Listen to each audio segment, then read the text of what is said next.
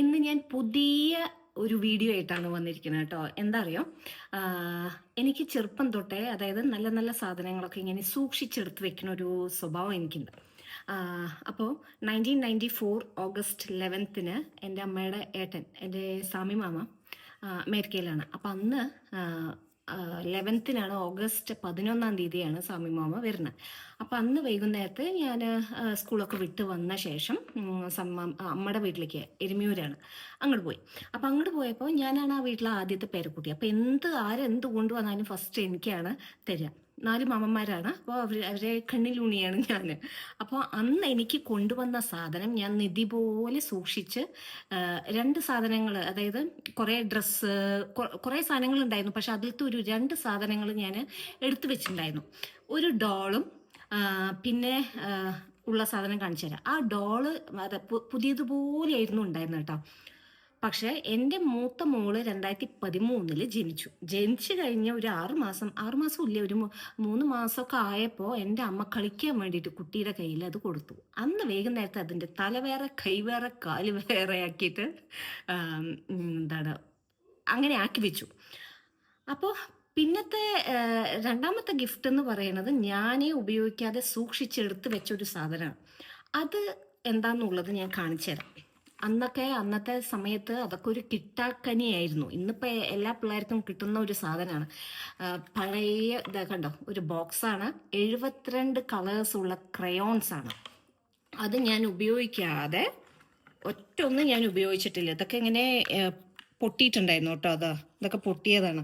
ഇതിലാകെ ഞാൻ ഉപയോഗിച്ചിരിക്കുന്നത് ഈ ഒരു യെല്ലോ ആണ് ഉപയോഗിച്ചിരിക്കുന്നത്. ഇത് എൻ്റെ ഒരു നിധിശേഖരത്തിൽ, ഇനി ഒന്ന് കാണിക്കൂ മകളെ, ഇതെൻ്റെ നിധിശേഖരത്തിൽ വരുന്ന ഒരു സാധനമാണ്. ഇത് ഞാൻ ഒളിപ്പിച്ചു വെച്ചു. കാരണം എൻ്റെ കുട്ടി LKG ഒക്കെ എത്തിയപ്പോൾ എൻ്റെ അമ്മ പറഞ്ഞു, എടീ നീ അന്ന് സൂക്ഷിച്ചു വെച്ച സാധനം കുട്ടിക്ക് കൊടുക്കുക എന്ന് പറഞ്ഞിട്ടുണ്ടായിരുന്നു. പക്ഷെ അവരുടെ കണ്ണിൽ ഞാനിത് പെടുത്താതെ ഞാൻ സൂക്ഷിച്ച് വെച്ച സാധനം ഇന്ന് ഈ 2 കുട്ടികളുടെയും കണ്ണിൽ പെട്ടിട്ട് അവര് ഇതെടുത്തിട്ട് വന്ന്, കുട്ടു ഇതല്ലേ അത് എന്ന് പറഞ്ഞിട്ട് വന്നു കേട്ടോ. അപ്പോൾ ഞാനിത് ഇന്നിപ്പോൾ അവർക്ക് കളറിങ് അതൊക്കെ അങ്ങോട്ട് വേറെ പല പെയിൻറ്റിങ്സും അങ്ങനത്തെ ഇതുണ്ടല്ലോ. അപ്പോൾ ഇത് ഞാൻ 72 കളേഴ്സുള്ള ക്രയോൺസ് ഞാൻ അന്ന് ഉപയോഗിക്കാതെ ഇപ്പം എത്ര വർഷമായി? 2004, 2014, 2014, 22 വർഷം മുന്നേ എനിക്ക് കിട്ടിയ ഒരു ഗിഫ്റ്റാണ്. ഇതുപോലെ പല ഗിഫ്റ്റും എൻ്റെ കയ്യിൽ, പല സാധനങ്ങളും ഉണ്ട് കേട്ടോ. അതൊക്കെ ഞാൻ സൂക്ഷിച്ച് ഓരോ സ്ഥലത്തൊക്കെ ഞാൻ എടുത്ത് വെച്ചിട്ടുണ്ട്. ഈ കുട്ടികളുടെ കണ്ണിൽ പെടാതിരിക്കാനുള്ള സാധനങ്ങളൊക്കെ ഞാൻ എടുത്ത് വെച്ചിട്ടുണ്ട്. അപ്പം ഇതൊരെണ്ണം. പിന്നെ ഒരു സാധനം, ഇന്നിത്തിരി അടുക്കി പെറുക്കലിൻ്റെ ഭാഗമായിട്ട് എനിക്കൊരു ഡയറി കിട്ടി. അതായത് സ്കൂളിൽ ഞാനൊരു +2 ഒക്കെ പഠിക്കുമ്പോഴാണ് നമ്മൾ ഈ ലെക്ചർ നോട്ട് ടീച്ചർ പറയുമ്പോൾ അത് എഴുതുന്ന ഒരു ശീലം എനിക്ക് ഒരു +1 ഒക്കെ തൊട്ടിട്ടാണ് എനിക്ക് ഉണ്ടായിട്ടുണ്ടായിരുന്നത്. അപ്പോൾ അങ്ങനത്തെ ഒരു ഡയറിയാണ് കേട്ടോ. ഇത് ഏതാ വർഷം എന്ന് ഞാൻ കാണിച്ചു തരാം. 2008 കേട്ടോ. 2008 എന്ന് പറയുമ്പോൾ ഞാൻ B.Edന് പഠിക്കുകയാണ്.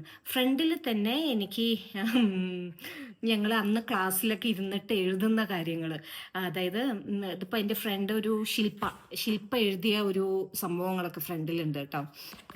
ഈ ഒരു ഡയറി വിട്ടിട്ടുള്ള കളിയില്ല. കാരണം ഇതിലെല്ലാ സബ്ജക്റ്റും എൻ്റെ ബുക്കിൽ ഉണ്ടാവും. ഫിലോസഫി, സൈക്കോളജി, നമ്മുടെ മെയിൻ ഇംഗ്ലീഷ്, പിന്നെന്താണ്, അങ്ങനെ കുറേ സബ്ജക്ട്സ് ഉണ്ടല്ലോ, IT, അതെല്ലാം ഉണ്ട്. അപ്പോഴാണ് ഇന്നത് കിട്ടിയത്. ഫസ്റ്റ് തൊട്ടിട്ട്, അതായത് ഇതാണ്ടോ, കമ്മ്യൂണിക്കേറ്റീവ് ഇംഗ്ലീഷ് 24/3 ഫെബ്രുവരി, അതൊക്കെ കമ്മ്യൂണിക്കേറ്റീവ് ഇംഗ്ലീഷാണ്. അപ്പോൾ ഇത് കമ്മ്യൂണിക്കേറ്റീവ് ഇംഗ്ലീഷ് സാറ് നമ്മുടെ രമേഷ് സാറായിരുന്നു എടുത്തിട്ടുണ്ടായിരുന്നു കേട്ടോ. ഓട്ടോ വന്നു, കുഴപ്പമില്ല. രമേഷ് സാറാണ് എടുത്തിട്ടുണ്ടായിരുന്നത്. ഞാൻ കാണിച്ചു തരാം. കണ്ടോ, അന്ന് എഴുതിയ സാധനങ്ങളാണ്. ഇതെന്തായിരുന്നു? അനീഷ് സാറിൻ്റെ പേപ്പറാണ്.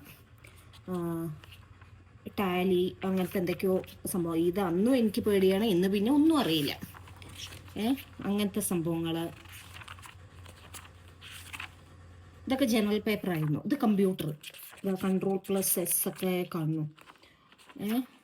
ഇതെന്തായിരുന്നു? ഇത് സുമ ടീച്ചർ, സുമ മിസ്സിൻ്റെ സൈക്കോളജി. കണ്ടോ, ഞാൻ ഡേറ്റ് ഇട്ടിട്ട് ഓരോന്നൊക്കെ ഞാൻ ഇങ്ങനെയൊക്കെ എഴുതി വെക്കും കേട്ടോ. അപ്പോൾ ഈ ഡയറി ഇല്ല വെച്ചാൽ ഞാൻ ഒരു പരീക്ഷയും ഞാൻ പാസ്സാവില്ല. കാരണം എന്താണെന്ന് വെച്ച് കഴിഞ്ഞാൽ ക്ലാസ്സിൽ പറയുന്ന ഓരോ കാര്യങ്ങളും എന്നിട്ട് എന്നെ ഫ്രണ്ട്സൊക്കെ കളിയാക്കും.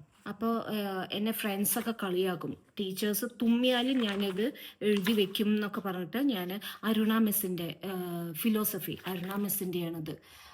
കണ്ടോ, അരുണ മിസ് ഇപ്പം ഇല്ല, മാമില്ല. അതൊക്കെ ഫിസിക്കൽ എഡ്യൂക്കേഷൻ അങ്ങനത്തെ കുറേ സംഭവങ്ങളൊക്കെ സൈക്കോളജിയും അങ്ങനത്തെ സംഭവങ്ങളൊക്കെ ഇതിൽ എഴുതിയിട്ടുണ്ട്. അപ്പോൾ ഇത് എനിക്ക് കിട്ടിയപ്പോൾ എനിക്ക് ഭയങ്കര സന്തോഷം ആയി. ഇതിൻ്റെ ഇടയിൽ നോക്കൂ, അന്നത്തെ കാലത്ത് ബാലഭൂമിയല്ല, കഥകളി വേഷങ്ങൾ. അതായത് ഇത് നമുക്ക് മറ്റേ പ്രോജക്റ്റൊക്കെ ഉണ്ടാക്കാൻ വേണ്ടിയിട്ട് എടുത്തു വെച്ചതാണ്. ചാർട്ടോ അങ്ങനെ എന്തൊക്കെയോ നമ്മൾ ഉണ്ടാക്കിയിട്ടുണ്ടല്ലോ. അപ്പോൾ അതിൻ്റെ ഭാഗമായിട്ട് അന്നൊക്കെ എവിടെ കിട്ടിയാലും നമ്മൾ ഓരോ ഇത് എടുത്തു വയ്ക്കും. പിന്നെ അയ്യോ, ഇതെന്താണ് ആൻസർ ഷീറ്റോ? ആടാ അല്ല, അയ്യോ എന്താണ്, ഞാൻ സ്വന്തമായിട്ട് എഴുതിയ ഒരു കവിത, അതായത് നമ്മുടെ മാഗസിനിന് വേണ്ടിയിട്ട് എഴുതിയ ഒരു കവിതേൻ്റെ ഒരു കുട്ടിക്കുറുക്കലാണ് ഇവിടെ ഉള്ളത് കേട്ടോ. മൈ ക്വസ്റ്റ് ആൻസേർഡ്, അതാണ് ടൈറ്റിൽ. ഇതാണ് എൻ്റെ ജീവിതത്തിൽ ആദ്യമായിട്ട് എഴുതിയ ഒരു കവിതയാണ്, ആദ്യമായിട്ടും അവസാനമായിട്ടും. പിന്നെ ഞാനൊന്നും എഴുതിയിട്ടില്ല അങ്ങനെ. ശരി, അത് ഈ ഒരു കവിത മാഗസിനിൽ വന്നിട്ടുണ്ടായിരുന്നു. Taxonomy, instructional objectives, evaluation, measurement. ഇത് ഈ ഒരു പേപ്പറിൻ്റെ പേര് ബ്ലൂ പ്രിൻ്റ് മറന്നുപോയി. സ്റ്റാറ്റിസ്റ്റിക്സ് അനീഷ് സാറിൻ്റെ ക്ലാസ്സാണ്. അയ്യോ, അത് ഏതാ പേപ്പർ? പക്ഷെ അതിലെപ്പോഴും എനിക്ക് നല്ല മാർക്കായിരുന്നു. എന്തിതാണെങ്കിലും ഞാൻ ബുക്കിൽ എഴുതി വയ്ക്കും. ഇതിലിത് എന്താണ്, കണ്ണോട് കാൺപതെല്ലാം ദും ദും ദൂരെയോ ഏതോ രാക്കിളിപ്പാട്ട്. ഇതാണോ സിനിമ പാട്ടൊക്കെ എഴുതി വെച്ചിട്ടുണ്ട്. അത് ചിലപ്പോൾ വല്ല പരിപാടിക്കുമായിരിക്കും. Chart, record, project. ഇത് എന്തോ ഗ്രൂപ്പ് സോങ്ങിൻ്റെയോ എന്തൊക്കെയാണ് തോന്നുന്നു. പിന്നെ അതിൻ്റെ ഇടയിൽ വേറൊരു പേപ്പറും കൂടെ കിട്ടിയിട്ടുണ്ട്. ഇതിപ്പോൾ എന്താണെന്നുള്ളത് എനിക്കും അറിയില്ല. ഇത് ശില്പയുടെ ഹാൻഡ് റൈറ്റിംഗ് ആണ്. ഞങ്ങൾ ക്ലാസ് പീരീഡ് എഴുതിയിട്ട് എനിക്ക് എൻ്റെ ബുക്കിൽ എഴുതി തന്നതാണ്. എന്താണിത്? കുഞ്ഞു വിനു നിഷ എഴുതിയതാണ്. കുഞ്ഞു വിനു നിഷയുടെയാണ് കേട്ടോ. അത് നിഷയാണ് എഴുതിയിരിക്കുന്നത്. അപ്പോൾ അല്ല, നിഷയാണോ എഴുതിയിരിക്കുന്നത്? ഹാൻഡ് റൈറ്റിംഗ് കണ്ടിട്ട് ഫസ്റ്റ് ടൈമിലൊക്കെ നമ്മൾ ഇങ്ങനെ എഴുതുന്ന കാര്യങ്ങളൊക്കെ ഫ്രണ്ട്സുമായിട്ട് സംസാരിക്കാൻ പറ്റില്ലല്ലോ. അപ്പോൾ ഇങ്ങനെ എഴുതിയിട്ട് അങ്ങോട്ടും ഇങ്ങോട്ടും പാസ് ചെയ്യും. അതൊക്കെ ഇപ്പം എൻ്റെ കയ്യിലുണ്ട്. അപ്പോൾ അതൊക്കെ കിട്ടിയപ്പോൾ അന്നത്തെ കാലഘട്ടത്തിലേക്ക് അങ്ങോട്ട് നമ്മൾ പോയി. Okay, by.